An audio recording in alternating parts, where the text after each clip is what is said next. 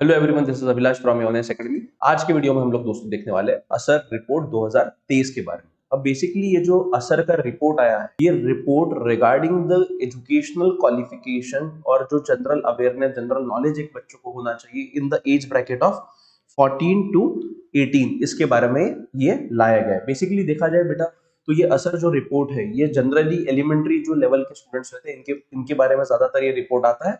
But ये दूसरी बार report आ रहा है किस एज ब्रैकेट की कैटेगरी को स्टूडेंट्स को टारगेट कर रहा है, 14 टू 18। इसके पहले ये रिपोर्ट 2017 में लाया गया था। अब ये जो असर 2023 का रिपोर्ट है, इसका जो नाम है वो है बियॉन्ड बेसिक्स। कि बेसिक्स के बाद जो बच्चों को एक बोल सकते हैं कि एडवांस लेवल पे बच्चे जब जाते हैं तो इनको कौन सी स्किल्स इनके पास है और कौन सी स्किल का शॉर्टेज है, ये इस रिपोर्ट से हमको एक ओवरऑल भारत का एक अंदाज मिलता है। तो चलिए देखते हैं। सबसे पहले ये असर क्या है, तो दोस्तों देखिए, ये असर जो है एक annual status of education report है। ये कौन पब्लिश करता है? प्रथम एजुकेशन फाउंडेशन नाम की एक एनजीओ है, वो 2005 से ये पब्लिश कर रही है। It is a large scale citizen led household survey that aims to understand whether children in rural India are enrolled in school and whether they are learning or not.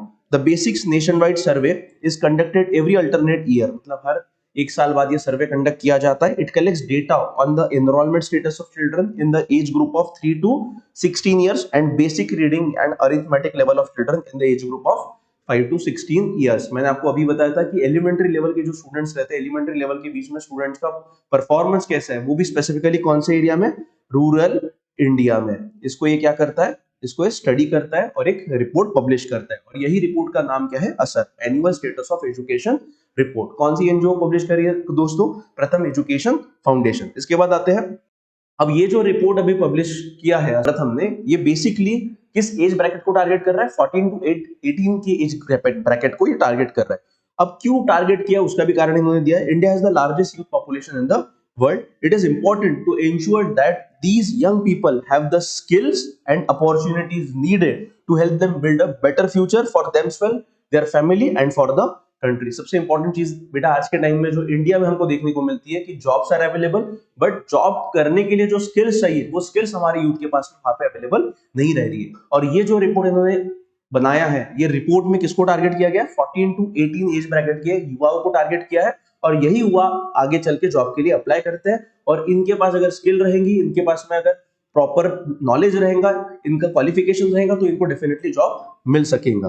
The national youth policy 2021 articulates a 10-year vision for youth development aiming to unlock the potential of the youth to advance India and catalyze development across education, employment and entrepreneurship, youth leadership, development, health, fitness and social justice. So basically जो national youth policy है 2021, उसको अगर हमको achieve करना है, उसका जो 10 साल का टारगेट है अगर वो अचीव करना है, तो हमको देखना पड़ेगा कि हमारे जो युवा है 14 टू 18 एज ब्रैकेट में उनका परफॉर्मेंस कैसे है। और अगर खराब है तो उसको इंप्रोवाइज करने के लिए क्या करना पड़ेगा, ये भी हमको पता चलना चाहिए।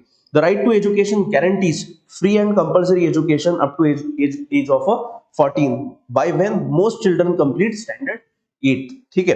It is important to understand children's pathways after leaving elementary school before they become adults at the age of 18। मतलब एक बार उनका 8वीं का शिक्षण खत्म हो गया, उसके बाद वो एक्चुअल में परफॉर्मेंस उनका कैसा हो रहा है, ये हमको जानना आवश्यक है।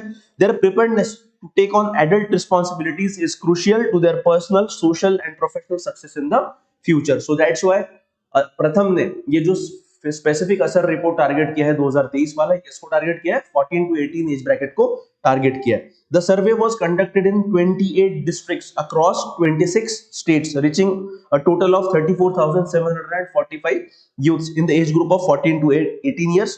One rural district has been selected in each major states, except अगर देखा जाए तो मध्य प्रदेश और उत्तर प्रदेश में 2 डिस्ट्रिक्ट सिलेक्ट किए गए, बट बाकी पूरे जितने भी राज्य हैं उनमें से एक डिस्ट्रिक्ट वहां पे लिया गया।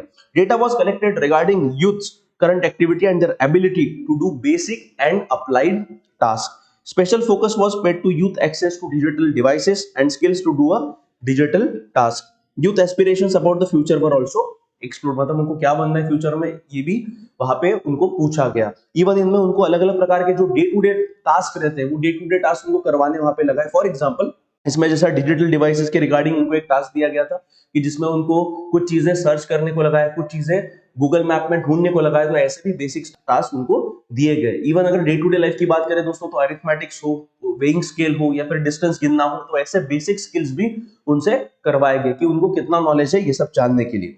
अब सबसे पहले इस रिपोर्ट के फाइंडिंग देखते हैं। अब एक्टिविटी की अगर बात करें तो overall 86.8% of 14 to 18 year olds are enrolled in an educational institution.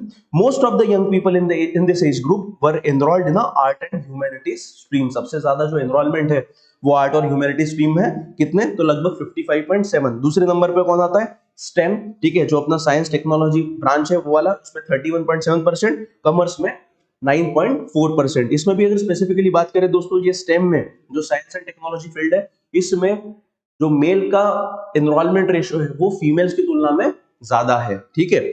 उसके बाद आते हैं एबिलिटी की अगर बात करें, तो एबिलिटी में served youth were given 5 types of task. इनको 5 अलग अलग प्रकार के टास्क दिए थे, और वो भी बहुत ही बेसिक टास्क थे दोस्तों। जैसे यहाँ पे देखिए, असर रीडिंग टूल, एक उनको पैराग्राफ वगैरह रीडिंग करने के लिए दिया गया, अक्षर है उनको पहचानने के लिए दिए गए। उसके बाद में अरिथमेटिक टूल, बेसिक लेवल का जो मैथमेटिक्स रहता है 3rd स्टैंडर्ड का, वो भी इनको दिया गया।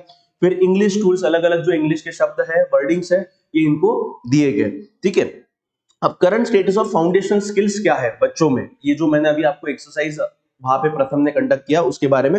About 25% of this age group still can not read standard 2 level text fluently in their regional language, ठीक है। 25% जो बच्चे हैं किस कैटेगरी में, 14 to 18 एज ब्रैकेट में, ये स्टैंडर्ड 2 लेवल का पैराग्राफ है वो खुद के लैंग्वेज में नहीं पढ़ पाते। More than half struggle with a division 3 digit by 1 digit problem. Only 43.3% of 14 to 18 years old are able to do such problem correctly. This skill is usually expected in standard 3 and standard 4. मतलब जो तीसरी और चौथी कक्षा में जो एक skill होनी चाहिए वो बच्चों में, ये 14 to 18 कैटेगरी के बच्चों में नहीं दिखने को मिल रही है। A little over half can read sentences in English. Only 57.3% students from the age bracket of 14 to 18 can read a sentence in English. Of those who can read sentence in English, almost 3/4 can tell their meaning.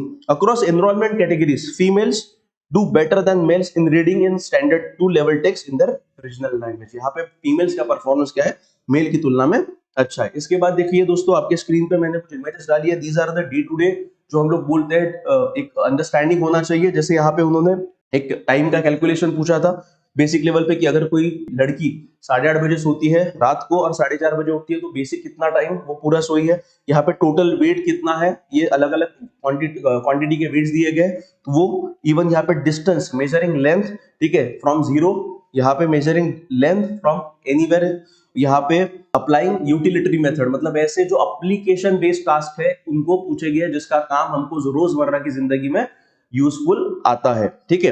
अब nearly 85% of the surveyed youth can measure length using a scale when the starting point is 0 centimetre.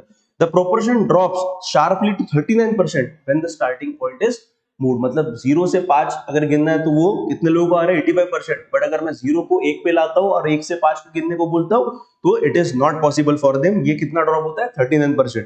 Overall close to 50% youth can do other common calculations such as calculating time, adding weights and applying the unitary methods. Females perform worse than males on almost all tasks. This data show that application of skills in daily life situation needs substantial improvement. Basically यहाँ पे भी हम लोग बोल सकते हैं दोस्तों कि हमारा जो एक एजुकेशनल करिकुलम जिस तरीके से बनाया गया है वो करिकुलम में ही क्या है फॉल्ट है, क्योंकि ज्यादातर हमारा फोकस जो हमारे एजुकेशनल करिकुलम में रहता है वो किस पे रहता है, थ्योरेटिकल नॉलेज पे रहता है, ना कि प्रैक्टिकल नॉलेज पे। और हमारे डे टू डे लाइफ में जो अभी मैंने आपको एग्जांपल्स बताए, ये जो प्रथम जो कर रहा है जिस टेस्ट के आधार पे ये लोग डेटा जनरेट कर रहे हैं वो प्रैक्टिकल टेस्ट है, और ये प्रैक्टिकल टेस्ट में ज्यादातर बच्चे क्या परफॉर्म नहीं कर पा रहे, और उसमें भी ये देखा गया है कि females are performing very poor as compare to the males. उसके बाद डिजिटल अवेयरनेस एंड एप्टीट्यूड, इसके बारे में भी प्रथम ने क्या किया था, सर्वे किया था in the age category of 14 to 18। इसमें इनको क्या दिखा, close to 90% of all youths have the smartphone in the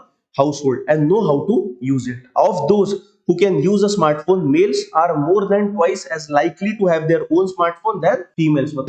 इसमें भी अगर बात करें लैपटॉप्स और कंप्यूटर्स की, तो लैपटॉप्स और कंप्यूटर सिर्फ 9% यूथ के पास वहां पे पाया गया। किस कैटेगरी में, 14 to 18 कैटेगरी में। Almost all youth that is 90.5% report having used social media in the reference week with a slightly higher proportion of males than females reporting doing so. Social media का इस्तेमाल almost सभी जो युवक है 14 से 18 category में वो कर रहे हैं। Of all youth who are using social media, only half are familiar with the online safety setting that were included in the survey। और ये safety setting में males को ज्यादा पता है as compared to the females। Among the youth who can use smartphone, 2/3 report having used it for some educational related activity during the reference week, such as watching online videos related to studies, solving doubts or exchanging notes। ठीक है, उसके बाद slightly over a quarter of all youth report having used a smartphone to access online services such as making online payment, filling a form, paying a bill or booking a ticket। अब ऐसे condition में सिर्फ 25% जो युवक है वो बाकी चीजों के लिए, मतलब जो रोजमर्रा की चीजें रहती है उसके लिए ऑनलाइन स्मार्टफोन का यूज कर रहे हैं। उसके बाद आउटकम अगर देखा जाए तो across all task males outperform females. मैंने अभी आपको बताया कि मेल का परफॉर्मेंस फीमेल की तुलना में बहुत अच्छा है। उसके बाद performance on digital task improves with educational level. Ultimately एक चीज यहाँ पे प्रथम को दिखिए दोस्तों कि जिन बच्चों को 14 to 18 कैटेगरीज में लिखना और पढ़ना आता है, those students can better use smartphone for their educational purposes and for day-to-day activities। The ability to digital task increases with basic reading proficiency। अभी जो मैंने आपको बात बताई वही आप ही बोलेंगे। मतलब क्या दोस्तों कि ओवरऑल अगर ये रिपोर्ट हम लोग देखते हैं तो एक बात तो पता चलती है कि जो ये 14 to 18 एज ग्रुप के हमारे जो युवा है, इनकी परिस्थिति जो है, इनका एजुकेशनल लेवल, इनका रीडिंग लेवल, इनका अरिथमेटिक लेवल, इनका डे टू डे लाइफ में जो एक बेसिक अंडरस्टैंडिंग होना चाहिए वो बहुत ही पुअर है और उसमें हमको काम करना पड़ेगा अगर भारत को प्रगत राष्ट्र बनना है तो। कंक्लूजन क्या बोलता है? As a country we need to equip our young people adequately with the essential knowledge, skills and opportunities they need to drive their own progress and that of their families and communities। India's anticipated demographic dividend and digital dividend can achieve their full potential if this is done। मतलब क्या है दोस्तों कि अगर हमको हमारी जो पूरी पॉपुलेशन है, हमारा भारत देश को युवा कंट्री कहा जाता है, युवा देश कहा जाता है। अब ऐसे कंडीशन में जब हमारे यहाँ पे मेजरली युवा है और ये युवाओं का अगर पोटेंशियल हमको इस्तेमाल करना है देश के विकास के लिए, तो हमको ये युवाओं को क्या करना पड़ेगा? उनको स्किल इंपार्ट करनी पड़ेगी, उनको कैपेबल बनाना पड़ेगा और तभी जाके भारत सही मायने में डेमोग्राफिक डिविडेंड का सही मायने में इस्तेमाल कर सकता है और प्रगत राष्ट्र की ओर अग्रसर हो सकता है। सो दोस्तों आज के वीडियो में इतना ही। हम लोगों ने प्रथम के जरिए जो पब्लिश किया गया असर का 2023 का रिपोर्ट है, जिसमें 14 to 18 एज ब्रैकेट को टारगेट किया गया है, उसके बारे में बताया गया है। ये पूरा हमने यहाँ पे डिस्कस किया। अगर आपको वीडियो पसंद आता है तो लाइक कीजिए, शेयर कीजिए और चैनल को सब्सक्राइब करना मत भूलिए। थैंक यू वेरी मच दोस्तों।